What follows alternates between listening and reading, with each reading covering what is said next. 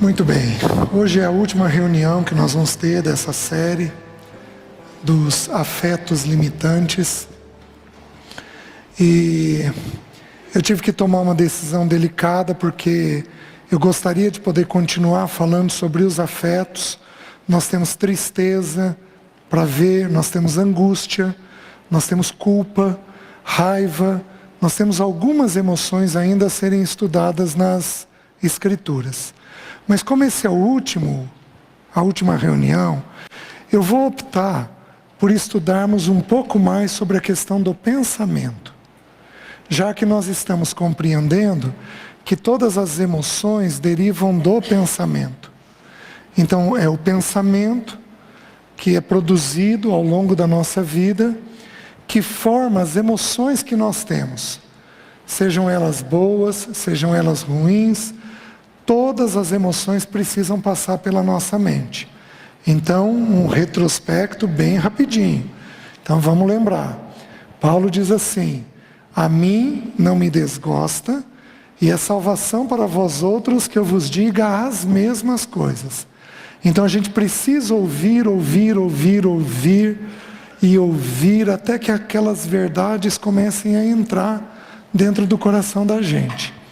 O que nós já sabemos? Nós sabemos que nós somos compostos de um espírito, de uma alma e de um corpo.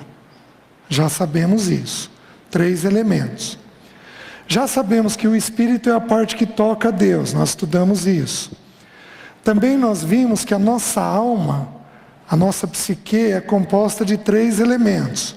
O que eu penso, o que eu sinto e o que eu decido. Nesta ordem. Pensamento, emoção e vontade. Também sabemos isso. Vimos também pelas Escrituras que a ordem do funcionamento da alma é: eu penso e então eu sinto.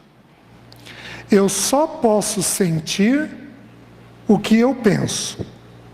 Não há outra forma de sentir.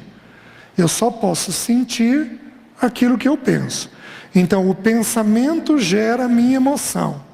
E o pensamento e a emoção geram a minha vontade. Então por que fazemos o que fazemos? Porque um pensamento ocupou a nossa mente e uma emoção foi despertada através daquilo. Então, se você é mais afetivo, você toma a decisão baseada na emoção.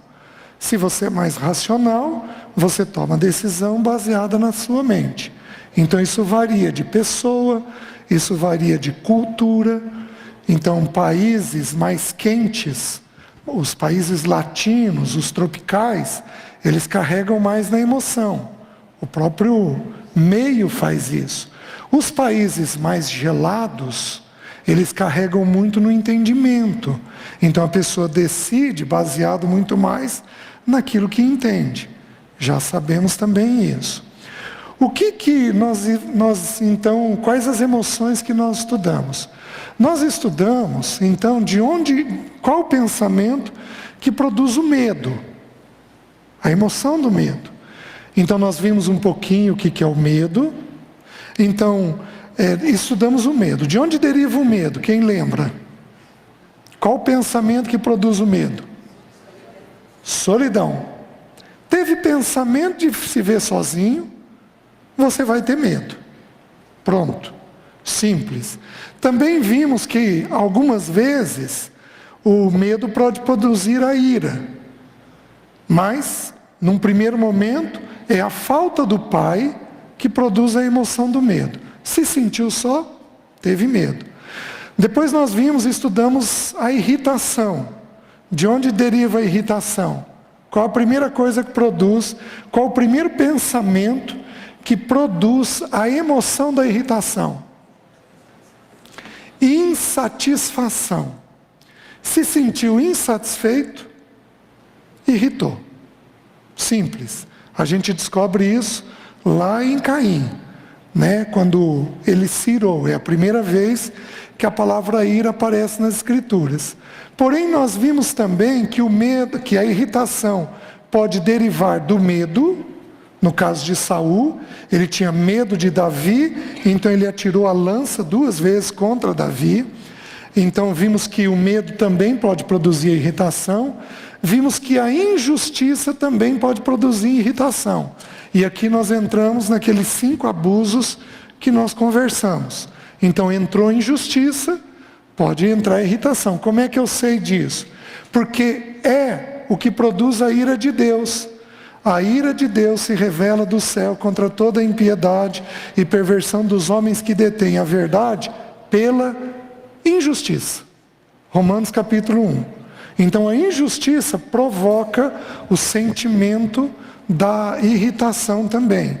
Na última reunião nós estudamos sobre a ansiedade. E nós vimos que a ansiedade deriva de 2 pensamentos. Quais são os 2 pensamentos?